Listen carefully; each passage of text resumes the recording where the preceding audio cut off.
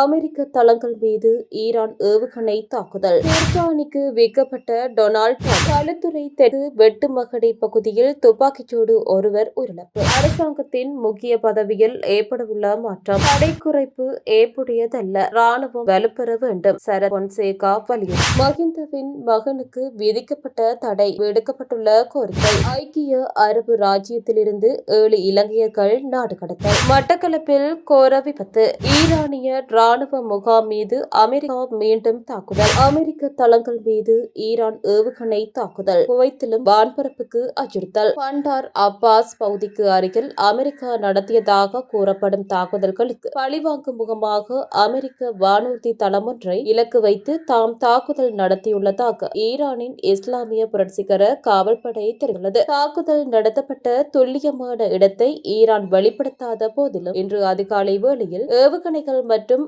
ஆளில்லா வானூர்தி மூலமாக நடத்தப்பட்ட தாக்குதல்களுக்கு தாம் பதிலடி கொடுத்துள்ளதாக குவைத் நாடு தெரிவித்துள்ளது. குர்பானிக்கு விற்கப்பட்ட டொனால்ட் டிரம்ப். எருமை நேரில் பார்க்க அலைமோதிய கூட்டம். அரசாங்கம் எடுத்த அதிரடி முடிவு. பங்களாதேஷில் அமெரிக்க ஜனாதிபதி டொனால்ட் டிரம்பின் தலைமுடியையொத்த பொன்னிற உரோம கட்சியை கொண்ட அரிதான வெள்ளை எருமையொன்று சமூக ஊடகங்களில் வைரலானதை அடுத்து தியாக திருநாள் குர்பானியிலிருந்து காப்பாற்றப்பட்டுள்ளது. பங்களாதேஷில் தியாக திருநாள் வழிபாட்டுக்காக இந்த எருமை ஏற்கனவே விற்பனை செய்யப்பட்டிருந்தது. எனினும் இதன் தனித்துவமான தோற்றம் காரணமாக சமூக ஊடகங்களில் இதன் புகைப்படங்களும் காணொலிகளும் வேகமாக பரவி நாடு முழுவதும் பெரும் கவனத்தை பெற்றது. அமெரிக்க ஜனாதிபதி டொனால்ட் டிரம்பின் தலைமுடி அமைப்பை போன்ற பொன்னிற உரோமத்தை கொண்டிருப்பதாலேயே இதற்கு டொனால்ட் டிரம்ப் என பெயரிடப்பட்டதாக அதன் உரிமையாளர் தெரிவித்துள்ளார். சுமார் 700 கிலோகிராம் எடையை கொண்ட இந்த அரிதான வெள்ளை எருமையை நேரில் பார்ப்பதற்காக அது வைக்கப்பட்டிருந்த பண்ணைக்கு பல பகுதிகளில் இருந்து பெருமளவிலான மக்கள் திரண்டு வர தொடங்கினர். இந்த நிலையில் பண்ணையில் மக்கள் கூட்டம் கட்டுக்கடங்காமல் அதிகரித்ததை அடுத்து பாதுகாப்பு மற்றும் கூட்ட நெரிசல் மேலாண்மை காரணங்களுக்காக பாதுகாப்பு பிரிவினர் மற்றும் அதிகாரிகள் எருமையை பலியிடுவதற்கு பதிலாக அதனை தலைநகர் டாக்காவில் உள்ள தேசிய விலங்கியல் பூங்காவிற்கு மாற்றுவதற்கு தற்போது ஏற்பாடு செய்துள்ளதாக இந்திய ஊடகங்கள் செய்தி வெளியிட்டுள்ளன. களுத்துறை தெற்கு வெட்டுமகடி பகுதியில் துப்பாக்கிச்சூடு, ஒருவர் உயிரிழப்பு. களுத்துறை தெற்கு வெட்டுமகடி பகுதியில் துப்பாக்கிச்சூட்டு சம்பவம் ஒன்று இடந்தது. சிற்றூந்தில் வந்த அடையாளம் தெரியாத மர்ம நபர்களால் உந்துருளியில் சென்றவர் மீது துப்பாக்கி பிரயோகம் மேற்கொள்ளப்பட்டுள்ளது. இந்த துப்பாக்கிச் சூட்டில் உந்துருளியில் சென்றவர் உயிரிழந்துள்ளதாக காவல்துறை தெரிவித்துள்ளது. அரசாங்கத்தின் முக்கிய பதவியில் ஏற்படவுள்ள மாற்றம். அரசாங்கத்தின் முக்கிய பதவியில் ஜூலை 1ஆம் தேதி மாற்றம் ஏற்படவுள்ளதாக அரசியல் அவதானிகள் தெரிவித்தனர். தற்போது ஜனாதிபதியின் செயலாளராக கடமையாற்றும் நந்திக சனத்குமார் நாயக்கவின் பதவியே மாற்றப்படவுள்ளது. அவர் அமெரிக்கா மற்றும் மெக்சிகோவுக்கான தூதுவராக நியமிக்கப்பட உள்ளார். அவர் பதவி விலகி அமெரிக்காவுக்கு செல்லவுள்ளார். அவரின் பதவிக்கு அத்தியாவசிய சேவைகள் ஆணையாளர் நாயகமாக கடமையாற்றிய பிரபாத் சந்திரகீர்த்தி நியமிக்கப்படுவார். இவர் தற்போது ஜனாதிபதியின் பணிக்குழாம் பிரதானியாக கடமையாகிறார். பிப்ரவரி 16ஆம் தேதியே அவருக்கான நியமனம் வழங்கப்பட்டது. டிட்வா பேரணத்தின் போது இவரின் பெயரே அதிகம் பேசப்பட்டது. அண்மையில் பிரபாத் சந்திரகீர்த்த சென்றிருந்த விருந்து பிரசார நிகழ்விலும் இது தொடர்பில் அவர் தனது நண்பர்களுக்கு தெரிவித்துள்ளதாகவும் அறிய வந்துள்ளது. அமெரிக்கா மற்றும் மெக்சிகோவிற்கான தற்போதைய இலங்கை தூதுவர் முன்னாள் அமைச்சர் மஹிந்த சமரசிங்க பதவி விலகுவதாக அரசாங்கத்துக்கு உத்தியோகபூர்வமாக அறிவித்துள்ளார். அவரது பதவிக்காலம் எதிர்வரும் ஜூலை மாதத்துடன் முடிவடையவிருந்த நிலையிலேயே இந்த அறிவிப்பு வெளியாகியுள்ளது. அமெரிக்க தூதுவர் பதவி மிக முக்கியமானது என்பதாலே நந்திக சனத்குமார் நாயக்க தேர்ந்தெடுக்கப்பட்டுள்ளார். படை குறைப்பு ஏற்புடையதல்ல, ராணுவம் வலுப்பெற வேண்டும். சரத் பொன்சேகா வலியுறுத்து. நாட்டின் பாதுகாப்பு விவகாரங்களில் எந்தவித தளர்வுகளையும் மேற்கொள்ளக்கூடாது. ராணுவம் மேலும் வலுப்படுத்தப்பட வேண்டுமே தவிர படை குறைப்பு செய்வது ஏற்புடைய நடவடிக்கை அல்ல என முன்னாள் ராணுவ தளபதி ஃபீல்ட் மார்ஷல் சரத் பொன்சேகா தெரிவித்துள்ளார். ஊடகம் ஒன்றுக்கு வழங்கிய விசேட நேர்காணலின் போதே அவர் இவ்வாறு குறிப்பிட்டுள்ளார். இது தொடர்பாக அவர் மேலும் தெரிவித்துள்ளதாவது: எமது நாடு கடந்த காலங்களில் 3 தடவைகள்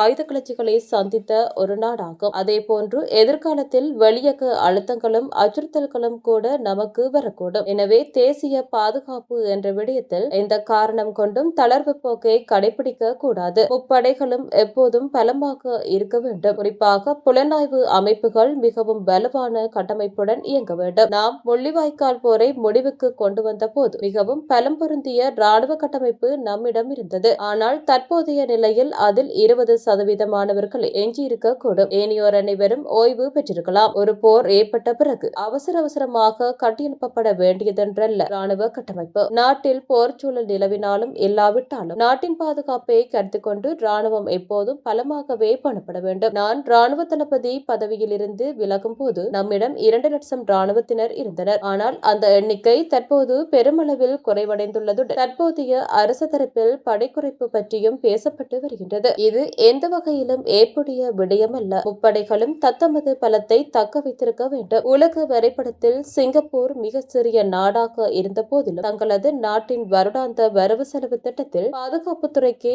அவர்கள் அதிகளவிலான நிதியை ஒதுக்குகின்றார்கள் என்பதை நாம் மறந்துவிடக் கூடாது என சுட்டிக்காட்டியுள்ளார். மஹிந்தவின் மகனுக்கு விதிக்கப்பட்ட தடை விடுக்கப்பட்டுள்ள கோரிக்கை. தன் மீது விதிக்கப்பட்ட பயண தடையை தற்காலிகமாக நீக்குமாறு முன்னாள் ஜனாதிபதி மஹிந்த ராஜபக்சவின் மகன் யோசித ராஜபக்ச கோரிக்கை விடுத்துள்ளார். யோசித ராஜபக்சவுக்கு வெளிநாடு செல்ல அவசர தேவை ஏற்பட்டுள்ளதால் அவரது வழக்கறிஞர்கள் நேற்று கோமகம உயர் நீதிமன்றத்தில் கோரிக்கை விடுத்துள்ளனர். பணச்செலவை தடுப்புச் சட்டத்தின் கீழ் அவர் மீது தொடரப்பட்ட வழக்கு நேற்று விசாரணைக்கு முந்தைய விசாரணைக்காக அழைக்கப்பட்ட போது இந்த கோரிக்கை விடுக்கப்பட்டுள்ளது. இதன்போது யோசித ராஜபக்சவின் நெருங்கிய உறவினர் ஒருவரின் கடவுச்சீட்டை பிணையாக சமர்ப்பித்தார். அடுத்த வழக்கு தவணை வரை இந்த வெளிநாட்டு பயண தடையை தற்காலிகமாக நீக்குவதற்கு நீதிமன்றம் உத்தரவிட்டது. ஐக்கிய அரபு ராஜ்யத்திலிருந்து 7 இலங்கையர்கள் நாடு கடத்தல். ஐக்கிய அரபு ராஜ்யத்தின் அபுதாபி பாதுகாப்பு பிரிவினரால் கைது செய்யப்பட்டு அந்நாட்டிலிருந்து வெளியேற்றப்பட்ட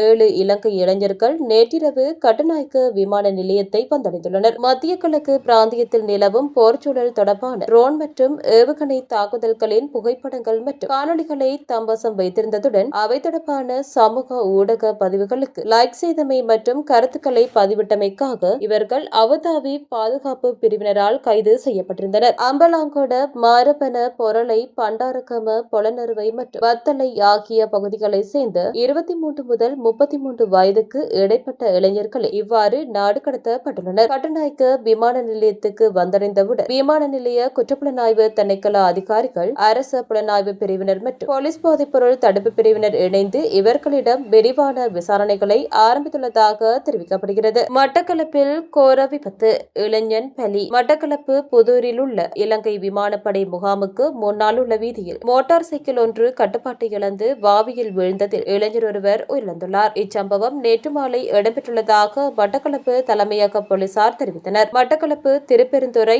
நாகாம்குறுக்கு வீதியை சேர்ந்த 20 வயதுடைய இளைஞரே இவ்வாறு உயிரிழந்துள்ளார். விமானப்படை முகாமிற்கு அருகிலுள்ள வீதியில் குறித்த இளைஞர் மோட்டார் சைக்கிளை வேகமாக செலுத்தி சென்ற போது வேக கட்டுப்பாட்டை இழந்த மோட்டார் சைக்கிள் தடம் புரண்டு அருகில் இருந்த வாவியில் விழுந்துள்ளது. இதன்போது இளைஞர் நீரில் மூழ்கியுள்ளார். சம்பவத்தை அடுத்து விமானப்படையினரும் பொதுமக்களும் இணைந்து குறித்த இளைஞரை வாவியில் இருந்து மீட்டு மட்டக்களப்பு போதனா வைத்தியசாலையில் அனுமதித்த போதிலும் சிகிச்சை பலனின்றி அவர் உயிரிழந்துள்ளார். இச்சம்பவம் தொடர்பான மேலதிக விசாரணைகளை மட்டக்களப்பு தலைமையக போலீஸ் நிலையத்தின் போக்குவரத்து பிரிவினர் மேற்கொண்டு வருகின்றனர். ஈரானிய ராணுவ முகாம் மீது அமெரிக்கா மீண்டும் தாக்குதல். அமெரிக்க படைகளுக்கும் ஹார்மோஸ் நீரிணையில் இடம்பெறும் வர்த்தக கப்பல் போக்குவரத்துக்கு அச்சுறுத்தலாக அமையலாம் என சந்தேகிக்கப்படும் ஈரானின் ராணுவ முகாம் ஒன்றை இலக்கு வைத்து அமெரிக்க ராணுவம் நேற்றிரவு புதிய தாக்குதல்களை நடத்தியுள்ளதாக அமெரிக்க அதிகாரி ஒருவர் தெரிவித்துள்ளார். தனது அடையாளத்தை வெளிப்படுத்தக் கூடாது என்ற நிபந்தனையின் அடிப்படையில் கருத்து தெரிவித்த அந்த அதிகாரி இதேபோன்ற அச்சுறுத்தலை ஏற்படுத்திய ஈரானின் பல ஆளில்லா ட்ரோன் விமானங்களையும் அமெரிக்க படையினர் சுட்டு வீழ்த்தியுள்ளனர் என்றும் மேலும் குறிப்பிட்டார். கடந்த பிப்ரவரி மாதம் 28ஆம் தேதி அமெரிக்க மற்றும் இஸ்ரேலிய தாக்குதல்களுடன் ஆரம்பமாகி ஆயிரக்கணக்கான உயிர்களை பலிகொண்டு உலக எரிசக்தி விலைகளை வேகமாக உயர்த்தியவாறு 3 மாதங்களாக தொடரும் இந்த யுத்தத்தை முடிவுக்கு கொண்டு வருவதற்கான அமைதி பேச்சுவார்த்தைகள் இடம்பெற்று வரும் நிலையிலேயே இந்த புதிய தாக்குதல்கள் நடத்தப்பட்டுள்ளன. அமைதி உடன்படிக்கையின் ஒரு பகுதியாக ஹார்முஸ் நீரிணையின் கப்பல் போக்குவரத்து செயற்பாடுகளை ஈரானும் ஓமானும் கூட்டாக நிர்வகிக்கும் என்று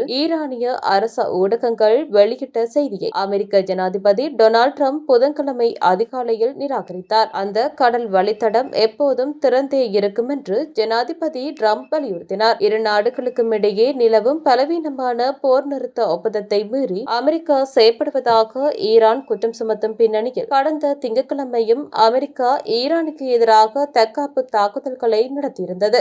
கடல் கன்னிவெடிகளை விதைக்க முயன்ற படகுகள் மற்றும் ஏவுகணை ஏவுதளங்கள் இதில் அடங்குவதாகவும் அவற்றால் அமெரிக்க படைகளுக்கு அச்சுறுத்தல் ஏற்பட்டிருந்ததாகவும் அமெரிக்க மத்திய கட்டளையகம் தெரிவித்துள்ளது.